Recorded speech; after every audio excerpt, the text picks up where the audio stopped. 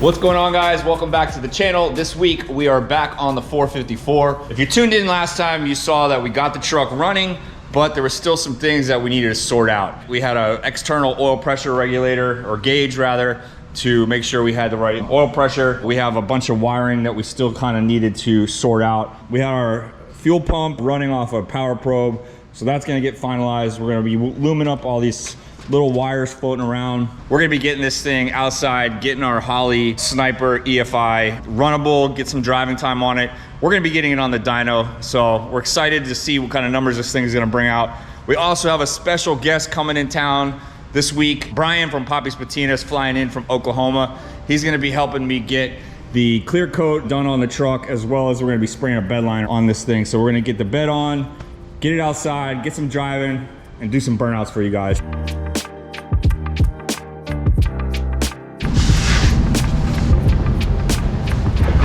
Slowly but surely, we're about to reach 100% completion. Brought the truck outside so we can run it a little bit longer. And we've got our instrument cluster back in, so now we can monitor all the important vitals, our temperature, our oil pressure, battery voltage. It's all stuff we need to monitor. And I want to make sure that all the instrumentation is working. And we don't want to kill ourselves with carbon monoxide, so we're out here in the hot heat.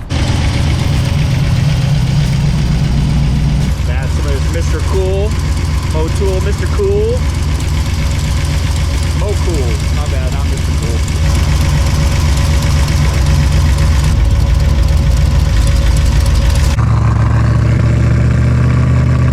Smiles for miles, baby.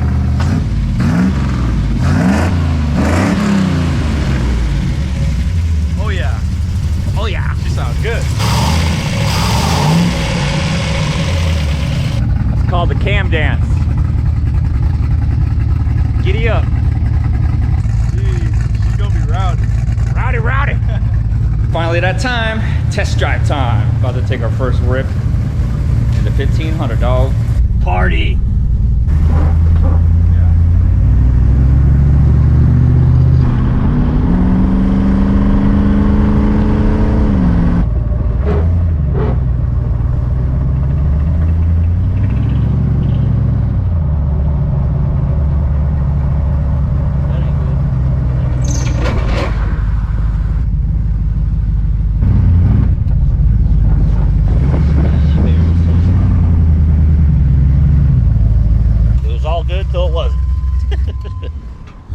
All right, pinion bearing was smoked.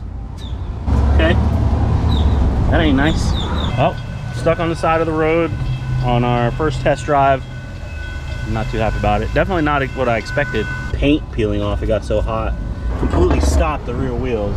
It's got a cover on with a gasket, so I would assume that there was fluid in it, but I know I didn't put the fluid in it, and I'm pretty sure you don't. I didn't do it. Yeah. But I didn't put the gasket on either. Yeah, so we'll find out soon enough. We got it moving. It's moving slowly and it's not happy, but at least I don't have to shell out $100 for a tow. It's the little things that make me feel better. That plus that always puts a smile on your face. So we're going back to the shop. We're gonna have a couple cervezas and see what's up. All right, well, we didn't quite make it. It got real hot, started locking up. So, found a hose. So we're trying to cool it off. Maybe it'll get us that extra, I don't know, what are we, like, half a mile? Not even. Not even. Quarter mile away from the shop. We made it! Back to the shop. We just drove back.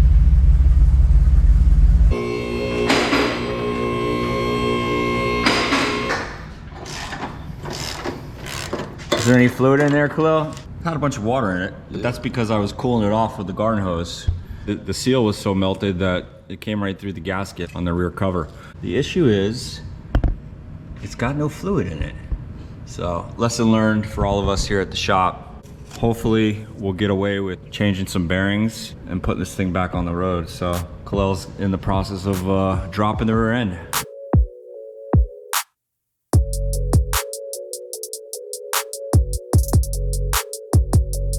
Thing got so hot that the race ended up coming off of the pinion, so fortunately we're gonna need a new pinion gear.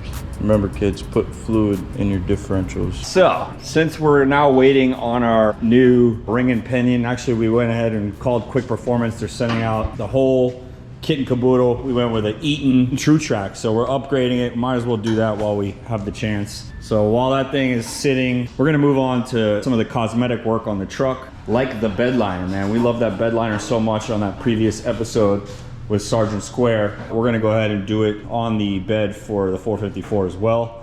We're also gonna be doing a full poppy patina clear coat. Everybody wanted us to paint this truck black, but we decided to just leave it in its true glory. A lot of people think that the value in these trucks is keeping them, you know, OG. So we're gonna go ahead and get this whole bed scuffed with a 120 grit.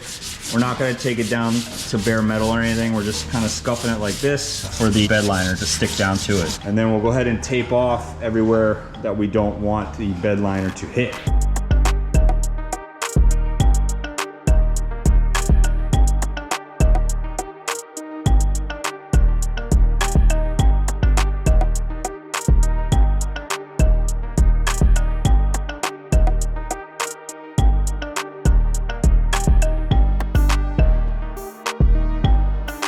We got 90% of all the prep work done on our bed. It is all taped off. It has been sanded with the 120 grit. We already did one wipe down with the wax and grease remover, but the last step is we're gonna give it one more wipe down. We wanna make sure we get all that dust off. You guys had a whole bunch of questions and comments when we did the bed liner on Sergeant Square. But instead of me trying to explain it and trying to answer a bunch of questions, what I did was I brought in the man himself, the legend, Brian from Poppy's Patina. I'm excited to get going on this thing. So like you said before, we're gonna give it one more wipe down with some wax and grease remover. We're getting bare metal spots, we're gonna hit that with a little bit of primer. And then we're gonna get going with our spray and truck bed liner. We're doing this one in black, right? Absolutely. There was a lot of questions on what makes his product different than all the rest of them out there. We got all your stuff out here, everything that it takes to spray a bed liner. So let's talk nuts and bolts here. So with our spray and truck bed liner kit, all of these cans are short filled. So you'll notice on top of the can, it says fill to bottom of thread. So you're gonna take the catalyst and you're gonna fill this can up to the bottom thread right here. You're gonna put this lid back on it and then shake. So once it's shaken up good, mixed well, that's when we're gonna take the lid back off. And then we're gonna go on over to our applicator gun. Now the cool part about this applicator gun, it comes with a kit, but the front half of it's disposable. So once you've sprayed the liner and you're done with it, this goes in the trash. You've got a nice blow gun or something around the shop, or when you get another bed liner kit, you've got a gun ready to go. You just pop on a new tip.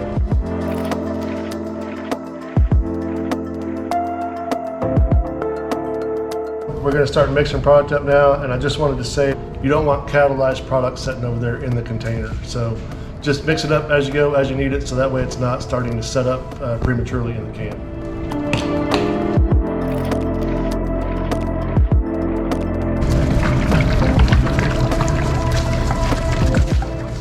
Older, more experienced guys shake like this. Some of the younger kids, they like to shake it up like this.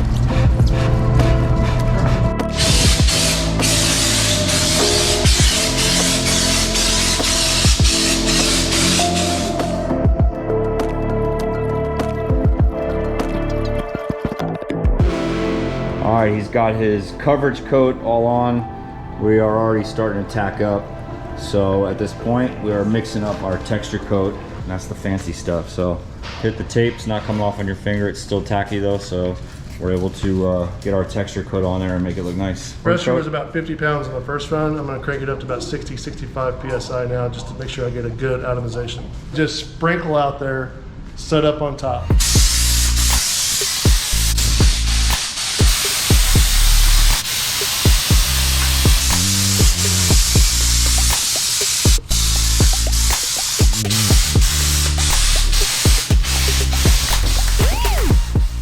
Looks awesome. Now that our bed liner is sprayed, we can focus on the 454 cab. We're fixing to do our spray on clear coat on this OBS truck. So, you know, our claim to fame is our wipe on clear coat.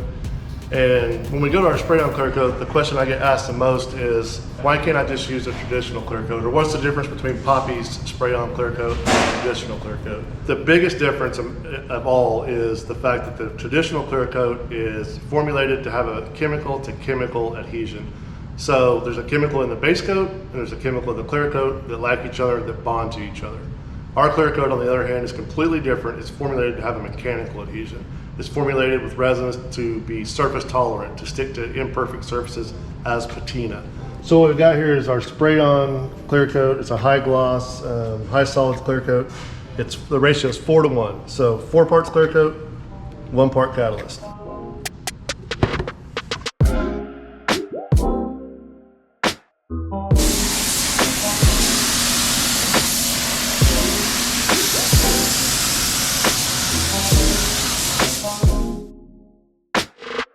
All right, so Brian just laid down our first coat and it already looks amazing. That was a pretty light coat. I mean, you can just really tell the difference already. It looks awesome. So at this point, he's gonna let this set up for a couple more minutes and he's gonna lay down a heavier coat and really get it thick on some of these patina areas. We're trying to make it kind of look like the patina is inside of the clear coat, as opposed to when you rub your hands on it, you can still kind of feel it rough. All right, second coat is down. It is looking glossy. Well, that coat is setting. I'm gonna go ahead and start prepping up our hood.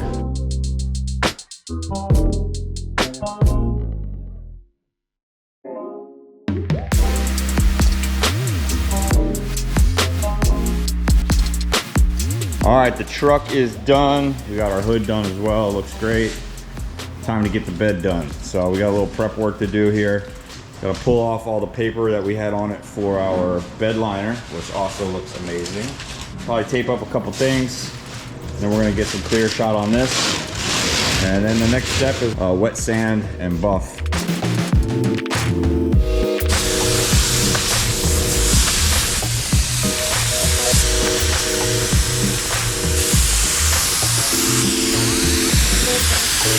So this was something I was kind of wondering, and I'm sure other people would question that, if you could clear coat over your old decals. I wanted to keep the original ones. You know, I asked Brian, he said, of course, you could go right over that stuff. You don't have to worry about it. What's kind of cool with this truck is this side is completely original with the original decal. Then you jump onto the driver's side, not as much patina, really not much at all. So you see here, you got a gray decal over a red decal. I kind of thought that was super cool. It tells a story. All right, now that we got our truck all sprayed down and looking wet, it's time to get this thing back together. So our interior is pretty much buttoned up. With some of these wires that are not landed yet were for our fog lights and our cargo light that I deleted, which kind of ended up being some kind of issue with just an overall loop, I think, for the ground. So I was unable to find new switches, and a couple guys on our YouTube channel mentioned a company called RZ Lights. So they had the replacement switches for not only the cargo, but also the fog lights. So here's the missing pieces to our interior. So I hit up my boy at RZ Lights. He got these sent out to me. He also got me brand new LED interior dome lights. So he sent those out, which also sent out a brand new lens. So we got brand new LED lights. That's definitely gonna brighten up the cab. I got a new center lens. So we're gonna get rid of this old cloudy white one. So certainly gonna add some more light in here. Shout out to RZ Lights with a Z. He's got all kinds of lighting upgrades for OBS trucks, headlights, brake lights, all LED stuff, HID. We'll put a link in the description. So let me get these in. All right, so Brian gets a lot of questions over at Poppy's Patina if you could wet sand and polish a Poppy Patina truck. So the answer is yes, and we have the boys over here from Boca Ceramic to show you guys the difference between just laying on your clear coat and taking it to that next step, making this thing look like a showroom finish, even though it's a patina truck. So we got Cassio here. We're gonna use 3 steps polish on this truck, and this is gonna be nice, smooth, glossy. To show you guys the difference between just laying down your clear coat and taking it to that next step. All right, so the boys got the whole cab sanded down with the 1200 grit. It's already looking pretty smooth. So now they're gonna go ahead and jump onto the bed. So while they're working on that, Andrew and I are gonna shift gears here and we're gonna work on getting our new Eaton center section put into our rear end. That way when this thing's done, we're ready to take it out on the road and get it on the dyno. All right, so the first step of getting our new rear end together is disassembly of the old unit. I've already started pulling out the axles. Now I'm gonna pull the carrier caps off, pull the center section out, and then we have a whole new setup, brand new Eaton True Track. And then we also have our brand new ring and pinion set along with all of our install parts. We have new bearings, new races. This is a 9.5-inch ring gear with a 373 ratio. So what we have to do is start disassembling some of the old things. We're gonna pull this guy apart and see what size shims are in here so we can copy that into our new setup. And then we'll start pressing on all of our carrier bearings and proceed with fitting it in and getting this ring gear bolted on. And then we'll start checking clearances for our backlash to make sure we have a good mesh pattern so we don't have any winding on decel or at any other point.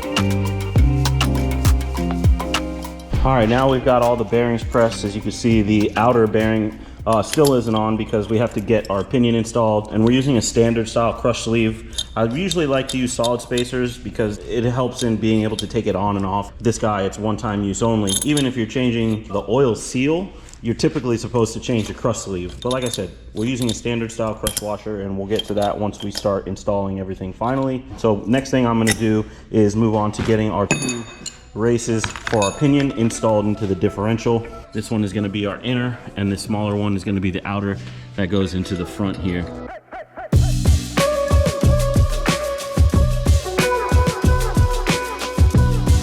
All right, so I've got my pinion gear installed. I don't have the crush sleeve in it yet because it's a one-time use deal. So I've put the proper preload on the bearings without the washer because we're gonna pull it back apart. Even though we did use the existing shim that was on the old setup, it's potential that we could not be deep enough or too deep. All right, so we're bolted in, and already I could tell before I even put the caps on, we are way too tight. So what we're gonna do is take less mesh out of it and start moving it this way. We have a stack full of new shims here that we'll be able to add into. We have several different sizes, and we have an adjustable shim on this side, so everything that we remove from here we'll add into this side.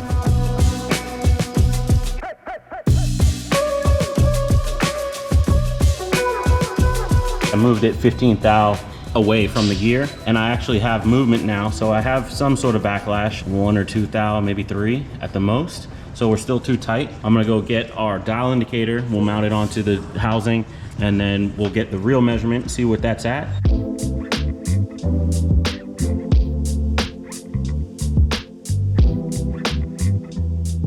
All right, I got our new stack set up, and we're about 220 thou, so I pulled out 3 thousandths out of the last stack, so we'll see how that goes. All right, so third time's the charm. Got it back in, and you can see our readout on our indicator here. We're right at about 9 thousandths. Spec is between 6 and 10, so 9 is really close. I would love to, get it right on the money at 8, but this is gonna work just fine. We're still within spec, so we're gonna move on now. I'm gonna mark the gears and see what our pattern is like, make sure that the pinion is deep enough. The darker spot is where it's starting to pull off some of the paint, and we're centralized on the gear. So that's exactly what we want to see with our depth on our pinion. We're not too far out here towards the outside diameter, and we're not too far on the inside. Everything's looking real good. So now what I'm gonna do is pull the yoke back off, put our crush sleeve in there, tighten that down to the preload spec. Then we'll start assembling the rear end back in, get our axles back together, seal this thing up, and we should be going back down the road again.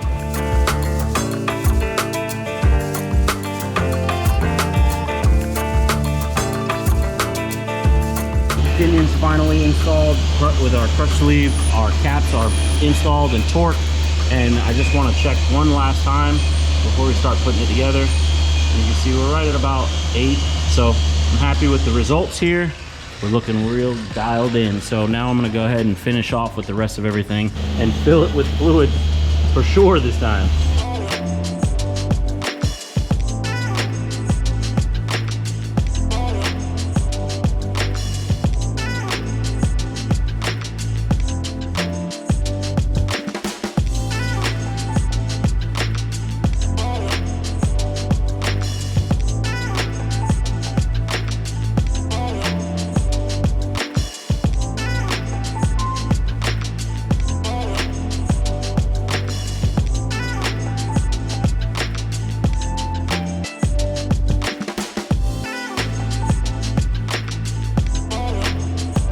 All right, the boys are officially done wet sanding and buffing, polishing the truck. It looks absolutely amazing.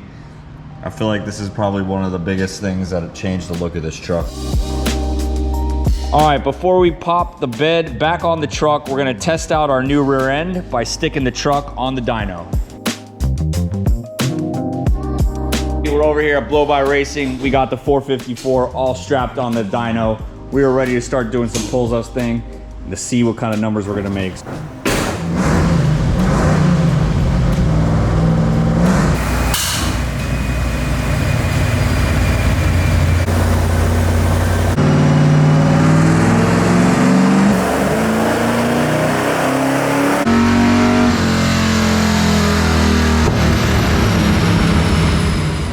So that was our first pull on the dyno. It made 361 horsepower at 113 miles an hour. Max torque was at 87 miles an hour at 381 foot-pounds of torque.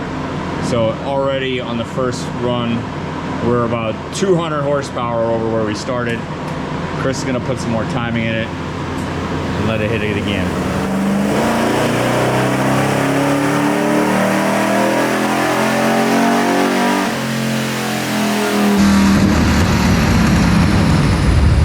.366, 365. So we're gonna let it cool off, make the same cool. If it likes it, keep it. If not, we'll timing out of it and see if it likes less timing in it. Okay. See where it's supposed to be.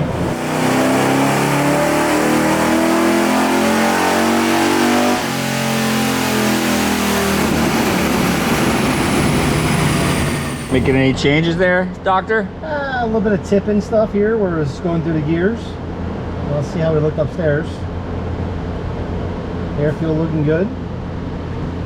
She might be a little rich. We can pull some fuel out of it.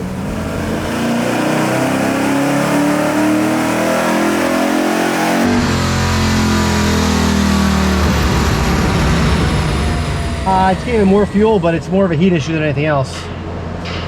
Manifold temp's getting a little hot, and I have retards coming in, so 129 is pulling timing. So we're only at 19 degrees timing instead of the 30. 30. So we're going to make this a little less aggressive up here and let it cool off a little more. And then come back at it.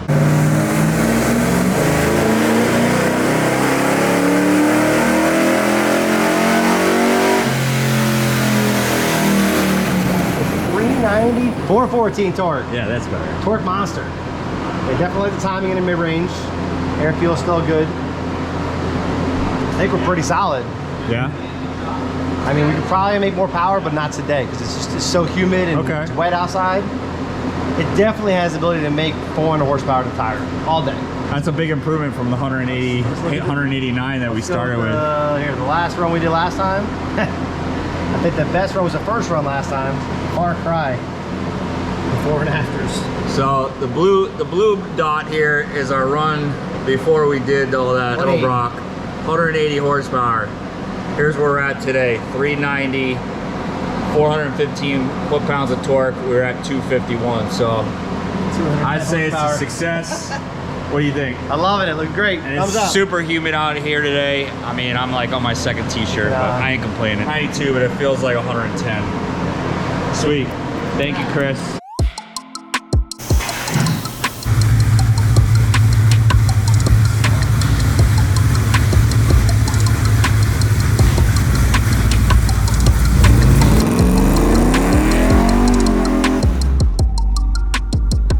All right, we got the girl back from the dyno session. Everything went real well. I'm pretty pleased with the numbers. That's a pretty solid little upgrade for this truck, considering we were at 184 when we started. So last thing we're gonna do now is get the bed strapped on this thing.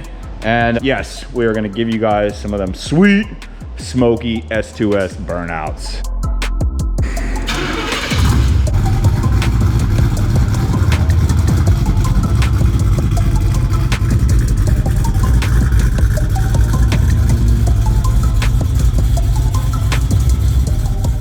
Alright, so now that we got the truck all done, I must say I couldn't be happier with the overall turnout, the way it came out.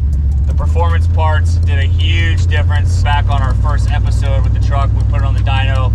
We barely got 185 horsepower out of it. All those parts that we picked up from JEGs.com, all the Edelbrock stuff, you know, it was claiming to make about 550 horsepower, which is, I'm assuming, is at the crank in a confined room with conditioned and probably 0% humidity on an engine stand, which is going to be your best performance. We were measuring our horsepower at the rear wheels. It's 100 degrees in there, and as it got hot, it was kind of suffering a little bit.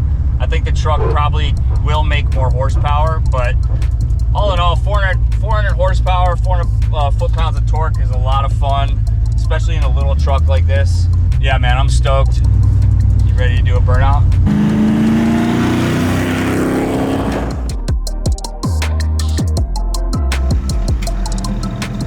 How's the drive shaft?